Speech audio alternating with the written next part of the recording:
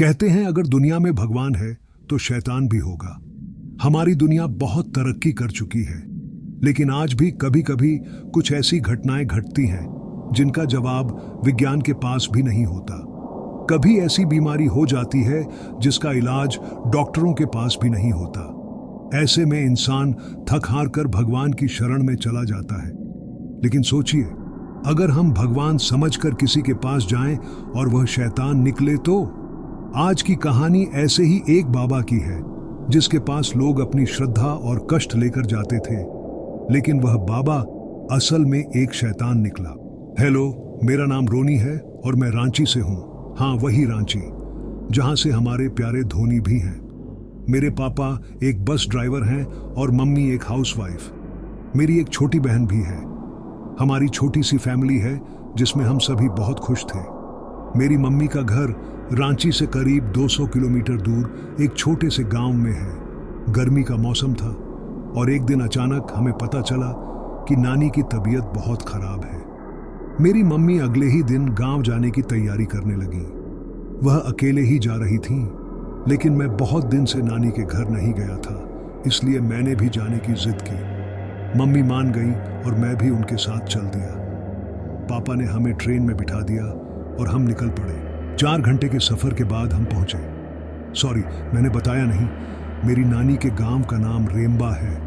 हमें लेने के लिए मामा स्टेशन पर आए हुए थे। उन्होंने हमारा सामान उठाया और हम मम्मी के साथ चल दिए। मम्मी ने एक टेम्पो मंगवाया था और मुश्किल से 15 मिनट का सफर तय करके हम नानी के घर पहुंच गए। वहां का माहौल कुछ अलग था। वह खुशी महसूस नहीं हो रही थी जो हमेशा नानी के घर जाने पर होती थी। इस बार वहां सन्नाटा और खामोशी थी। मम्मी ने अपने भाई दिनेश मामा के कमरे में सारा सामान रख दिया। मामा का एक बेटा है जिसे हम प्यार से दीनू बुलाते हैं। हम दोनों मिले और काफी बातें हुई। शाम बीत गई और रात हो चुकी थी। सबने मिलकर खाना खाया और फिर मैं नानी से मिलने गया। नानी की तबीयत वाकई बहुत खराब थी। मम्मी ने बताया कि बहुत सारी दवाइयों और इलाज के बाद भी नानी की तबीयत में कोई सुधार नहीं हो रहा था। हमने कई अस्पतालों में भी दिखाया, लेकिन कोई फायदा नहीं हुआ। अब तो ऐसा लग रहा था कि नानी बस 2-3 दिन की मेहमान है। सबने तय किया कि अब नानी को चैन से सोने दिया जाए। दूसरी सुबह एक अजीब सी टन टन की घंटी की आवाज मेरे कानों में गूंजने लगी। मैं नींद से उठा और बाहर निकला। देखा कि एक आदमी जो काले लिबास में था धीरे धीरे घर के अंदर आ रहा था। उसके लंबे घुंघराले बाल थे और उसका चेहरा काफी हद तक काला था। ऐसा लग रहा था कि किसी हादसे में उसका एक तरफ का चेहरा जल गया हो। वह धीरे धीरे घंटी बजाते हुए घर की ओर बढ़ रहा था। उसके पीछे 2 लोग चल रहे थे जिनके हाथ में एक छोटा सा थैला था। जैसे ही वह घर के पास पहुंचा, घर के सभी लोग उसके पैर छूने लगे और उसे इतनी इज्जत देने लगे जैसे वह कोई भगवान हो। मैंने भी उसे प्रणाम किया और उसने मुझे आशीर्वाद दिया। फिर मैं एक तरफ खड़ा होकर यह सब तमाशा देखने लगा। कुछ देर बाद मामा ने घर से एक मुर्गी, 2 किलो चावल और कुछ पैसे बाबा को दिए। बाबा नानी के पास गए और उनके चेहरे पर अपने हाथ फेरे। कुछ देर तक यह करने के बाद बाबा वापस चले गए। उनके जाने के बाद मैंने मामा से पूछा कि यह सब क्या था।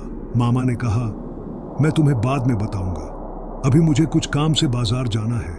मैंने इस बारे में अपनी माँ से बात की तो उन्होंने कहा, यह गांव है और यहाँ पर ऐसे बाबा होते हैं। इस गांव के हर किसी की श्रद्धा उनसे जुड़ी हुई है। मैंने पूछा, लेकिन माँ, वह मुर्गा अभी जिंदा था, आपने उसे क्यों दिया? माँ ने जवाब दिया, यह इस गांव का नियम है। वह बाबा हर घर में एक दिन आता है और वहां से एक मुर्गा और चावल लेता है। फिर वह आशीर्वाद देकर चला जाता है। लोगों का मानना है कि ऐसा करने से उनके कष्ट दूर होते हैं। बाबा का डेरा गांव के बाहर एक पुराने बरगद के पेड़ के पास है। वह वहीं अपने चेलों के साथ रहते हैं। कुछ देर बाद मैं सुबह फ्रेश होकर नाश्ता कर चुका था। इसके बाद मैं और दीनू गांव घूमने के लिए निकल पड़े। हम दोनों दिन भर इधर उधर घूमते रहे और घूमते घूमते शाम हो गई। जब हम वापस लौट रहे थे तो दीनू ने मुझे एक पुराने बरगद के पेड़ की ओर इशारा करते हुए कहा, यह वही पेड़ है जहां बाबा रहते हैं। फिर दीनू ने मुझे बताया यह कोई मामूली बाबा नहीं है। कहते हैं कि एक बार इस गांव में एक अजीब सी बीमारी फैल गई थी जो गांव के हर इंसान को बीमार कर देती थी। हालत इतनी खराब हो गई थी कि लोग मरने लगे थे। तब बाबा ने कुछ यज्ञ और पूजा पाठ करके इस गांव से उस बीमारी को दूर किया था। तभी से इस गांव के हर इंसान ने बाबा को मानना शुरू कर दिया और उनकी बहुत इज्जत भी करते हैं। हम घर पहुंचे और मामा ने हाथ मुंह धोकर बैठने का सुझाव दिया। कुछ देर तक माँ और मामा आपस में बातें कर रहे थे और फिर अचानक मामी ने खाना लगाना शुरू कर दिया। गांव में लोग काफी जल्दी खाना खा लेते हैं क्योंकि वहां बिजली अक्सर कम ही आती है। हमने खाना खाया और सोने की तैयारी करने लगे। मैं और दीनू एक ही कमरे में सो गए। थोड़ी देर बात करने के बाद हम दिन भर की थकान के कारण सो गए। सुबह जब मैं उठा तो मुझे पता चला कि नानी अब इस दुनिया में नहीं रही। उनकी मृत्यु रात में ही हो गई थी। घर में सभी का रोना धोना शुरू हो चुका था। धीरे धीरे गांव के लोग भी घर में आने लगे। कुछ ही घंटों में घर के आंगन में नानी की लाश रखी हुई थी। लोग आते, नानी को देखते, कुछ देर बात करते और फिर वापस चले जाते। इसी तरह लोगों का जमावड़ा लग गया और नानी के अंतिम संस्कार की तैयारी शुरू हो गई। गांव के बड़े बुजुर्गों ने सलाह दी कि अंतिम संस्कार आज ही कर देना उचित होगा। मामा भी इस बात से सहमत हो गए। शाम होते होते हम नानी को लेकर नदी के किनारे एक छोटी सी जगह पर गए और वहीं पर नानी का अंतिम संस्कार कर दिया। मैं आपको बता दूं, इस गांव में अंतिम संस्कार इसी तरह होता है, किसी नदी या तालाब के किनारे। हम सब वापस लौट आए। कुछ दिनों में सब कुछ सामान्य हो गया और हम सभी इस दुख से उबर चुके थे। कुछ समय बाद अचानक गांव में 2 बच्चे गायब हो गए। उनकी तलाश चल रही थी और मैंने देखा कि गांव के लोग पुलिस के बजाय बाबा पर ज्यादा यकीन करते थे और उसकी मदद के लिए उसके पास जाते थे। दीनू ने मुझसे कहा, चलो मैं तुम्हें एक चीज दिखाता हूँ। तुम बाबा की ताकत देखना चाहोगे कि वह क्या कर सकता है। मुझे बहुत जिज्ञासा हुई और मैंने हाँ कहा। दीनू मुझे साथ लेकर बाबा के पास बरगद के पेड़ के पास पहुंचा। वहां काफी भीड़ थी जिसमें से 2-3 औरतें बहुत जोर जोर से रो रही थीं। बाबा एक गोल घेरा बनाकर कुछ यज्ञ कर रहे थे। उन्होंने एक मुर्गी की बलि दी जिसकी गर्दन पहले ही काट दी गई थी और कुछ सामग्री सामने रखी थी। बाबा ने आंखें बंद करके कुछ देर मंत्र पढ़े, फिर आंखें खोली और बताया, गांव की छोटी पहाड़ी के ऊपर एक नीम का पेड़ है, वहीं तुम्हारे बच्चे मिलेंगे। लोग तुरंत दौड़ पड़े और उस जगह पर पहुंचे। बाबा के आश्रम से करीब 1.5 किलोमीटर दूर एक छोटी पहाड़ी थी और वहां एक नीम का पेड़ था। जब लोगों ने वहां जाकर देखा तो वे दंग रह गए। दोनों बच्चे वहीं थे। उनकी उम्र एक की 4 साल और दूसरे की 7 साल होगी। बच्चों के शरीर पर एक भी कपड़ा नहीं था और उनके मुंह में आटे की लोई भरी हुई थी। उनके सिर पर लाल रंग का कोई पदार्थ लगा हुआ था और छाती के पास 2 लाइनें बनी हुई थीं। ऐसा लग रहा था जैसे किसी ने तेज धार वाले चाकू से काटा हो। मैंने देखा कि दोनों बच्चों की मौत हो चुकी थी। लोग फूट फूट कर रोने लगे। सबसे अजीब बात यह थी कि बच्चों के परिवार वालों ने या गांव के किसी भी व्यक्ति ने पुलिस में शिकायत तक नहीं की। कोई जानने की कोशिश नहीं कर रहा था कि बच्चों को किसने मारा और क्यों। बस वे गए और बच्चों का अंतिम संस्कार कर दिया। यह देखकर मुझे बहुत धक्का लगा। मैंने दीनू से कहा, यह क्या बेवकूफ़ी है? साफ साफ दिख रहा है कि यह मर्डर है और फिर भी पुलिस को कुछ नहीं बताया गया। दीनू ने जवाब दिया, इस गांव में अक्सर बच्चे गायब हो जाते हैं। बाबा ने कहा है कि जब बच्चों की मौत इस तरह से होती है तो उसे छेड़छाड़ न की जाए। उसे जैसा मिला है वैसे ही अंतिम संस्कार कर दो ताकि उसकी आत्मा को और तकलीफ ना हो और वह स्वर्ग में चला जाए। मैंने पूछा, साफ साफ बताओ, क्या बाबा ने मना किया है कि किसी भी मौत या घटना के लिए पुलिस में कोई शिकायत नहीं करनी चाहिए? दीनू ने कहा, ऐसा ही कुछ है। यह सुनकर मुझे बाबा पर शक होने लगा। मैंने सोचा, क्यों ना इस बाबा की असली सच्चाई का पता लगाया जाए और यह जानने की कोशिश की जाए कि इन बच्चों की मौत के पीछे असल कारण क्या है। मैंने दीनू से एक सवाल किया, इस गांव में अब तक कितने बच्चे गायब हो गए होंगे? दीनू ने जवाब दिया, बच्चे ही नहीं, बड़े भी कुछ गायब हुए हैं, लेकिन ज्यादातर 12 से 20 साल की लड़कियां गायब हुई हैं।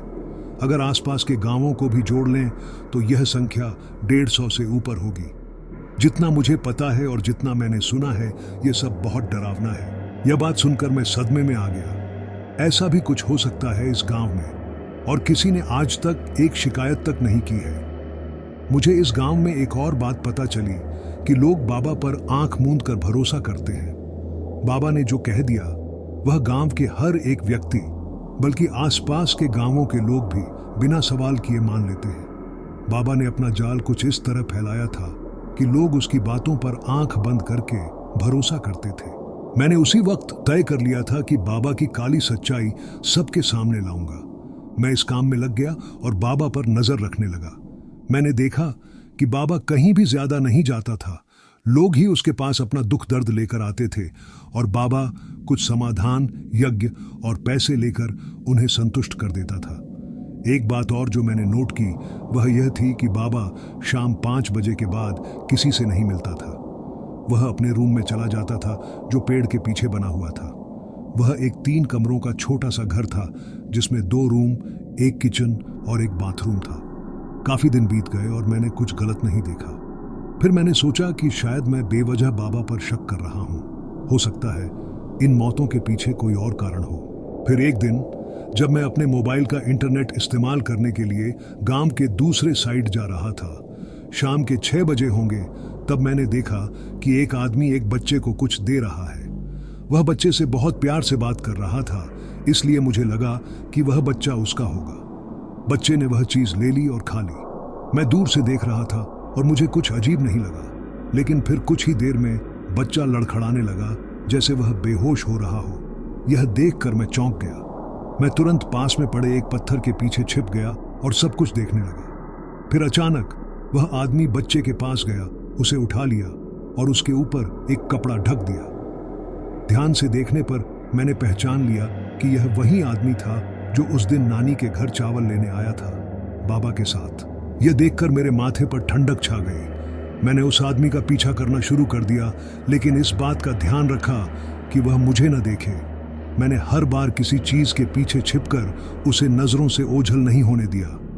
वह आदमी बच्चे को लेकर बरगद के पेड़ की तरफ जाने लगा। उसने चारों ओर देखा और फिर चलने लगा। कुछ ही देर में वह पेड़ के पास पहुंच चुका था और उसने बच्चे को उस रूम में ले गया जो पेड़ के पीछे था। मैं वहां से ज्यादा करीब नहीं जा सका, लेकिन अब मुझे सब कुछ समझ में आ गया। मैंने सोचा अगर मैं यह बात अभी बताऊं तो शायद कोई यकीन नहीं करेगा, और अगर लोग बाबा के पास पहुंच भी जाते हैं तो बाबा झूठ सच का खेल खेलकर बच्चे को छोड़ देगा और उल्टा इल्जाम मुझ पर ही आ जाएगा।